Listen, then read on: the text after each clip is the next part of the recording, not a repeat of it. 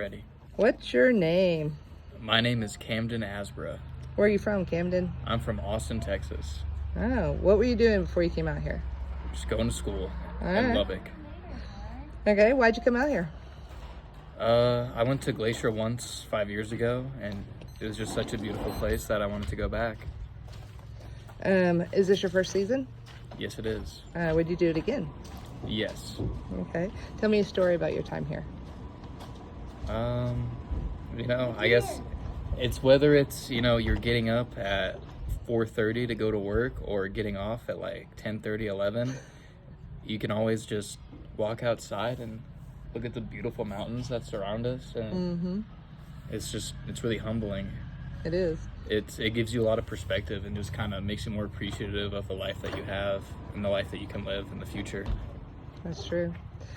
How about that time that Ruben came to wake you up? Tell us that story. That was really funny. Okay, so yeah.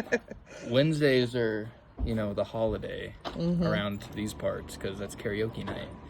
And, sometimes you overindulge in karaoke night and you have to open at 5 a.m. the next day. So you sleep in, and then your chef is yelling, banging on doors, be like, "It's your fucking job. We have to make eggs right now." And then that doesn't wake you up, and then security has to wake you up, and then it's funny. Yeah, everybody knew about that. Yeah, it's a great laugh. It is Great a pretty good laugh. What would you tell people who are thinking about coming out here?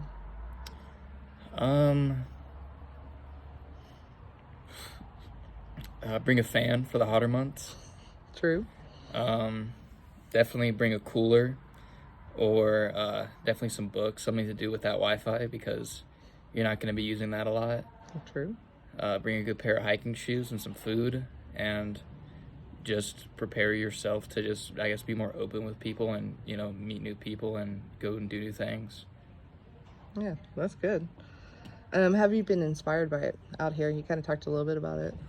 Oh, yeah. I think definitely just, being out here, or just, whether it's talking with coworkers or to guests or just wandering around, you just have this, it's this sense, I guess, of, grandeur, just, how, epic everything is out here, because it's so beautiful. You're just, living your life like it's like a movie. And I remember I was driving back from Browning with Derek, one of the security guards here, and he was just like, "Man, I love driving back here, because every time it's like you're driving into a Bob Ross painting." True. That's so true. It is. What's been your biggest surprise out here? Biggest surprise? I guess it would be with how I think accepting and how nice people are out here, because even if you barely know them or talk to them or something, most people they'll go that they'll do something extra for you, and it really helps you kind of create this sense of solidarity between you, even if you don't work with the person, you'll be you remember those things, you want to go out and do something for them. Yeah, that's pretty cool. I don't know, I think you just grow a lot closer with people, or just you can't just go and retreat and watch something on your phone, or go, because there's no internet. Yeah, exactly. You have to go out and talk to people, or go read a book and go hang out with people. Yeah. It's great. It is. It's kind of like a big family. Exactly. Slightly dysfunctional, but slightly definitely. dysfunctional, but but good. What's been your biggest challenge out here? Waking up at 4:30 in the morning. Yes, I have to get. I get up at 5 for some of my shifts. So I'm like, ugh. Would you change anything? If I could change anything, no beef stroganoff for sure. God, yes. None of that. Agreed.